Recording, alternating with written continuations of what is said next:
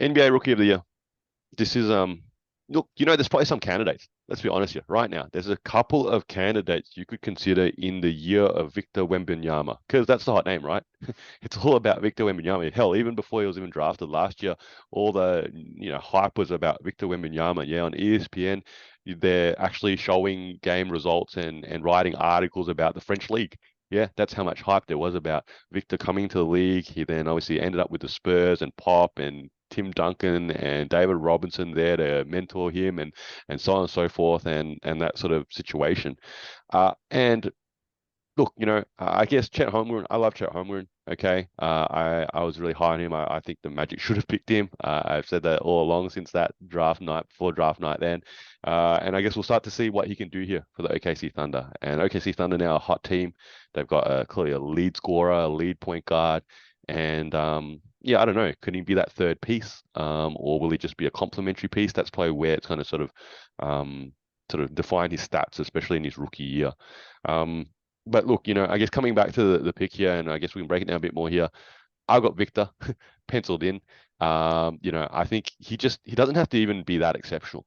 Okay. I think if he just goes out there and does like 16 and 8, 16 and 8 with a couple of blocks and plays, and there's no minimum requirement here, right, for the rookies, right? So if he plays even like 60 games and the Spurs just manage his minutes, I think he'll do enough just to win the award. Everyone loves Victor, right? They'd love to just give it to him anyway. So that's my pick. I don't know. I'd love to see if you're picking against Victor Wembanyama right now. I'm absolutely picking against Victor Wembanyama. I'm going Chet Holmgren. So I think Chet's going to do very similar to what Wembanyama does. 16-8, a couple of blocks. I don't think that's out of the realm of possibility for him. OKC will be a better team standing wise than the Spurs, and that's going to help. But here is the reservation as to why I wouldn't dump a large amount of money on Chet Holmgren. That hype factor is quite real. So I'm going to remind people of the LeBron James and Carmelo Anthony Rookie of the Year debate. You can go out and research this a little bit, but Carmelo's team was better in the standings.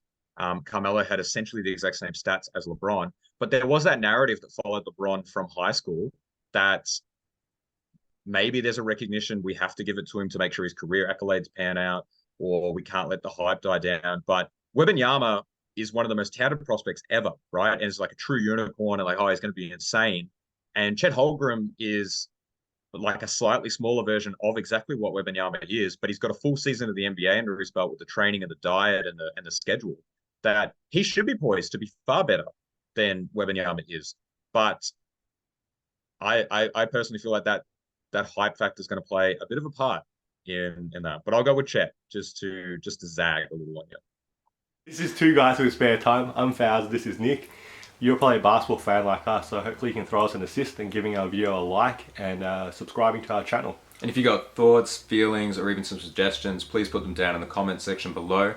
And thank you for using your spare time to watch us in our spare time.